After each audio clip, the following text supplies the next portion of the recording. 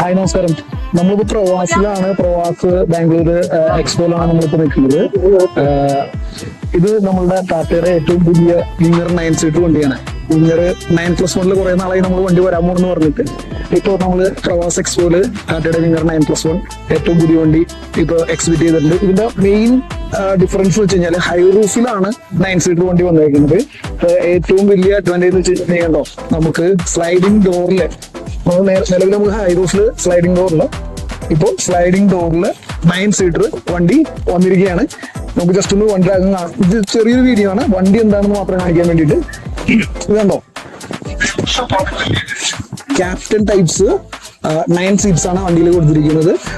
അതായത് 3 റോ, ബാക്കില് 3 സീറ്റ്സ്, അതുപോലെ തന്നെ 2 സീറ്റ് വെച്ചിട്ട് 2 റോയുമാണ് കൊടുത്തേക്കുന്നത്.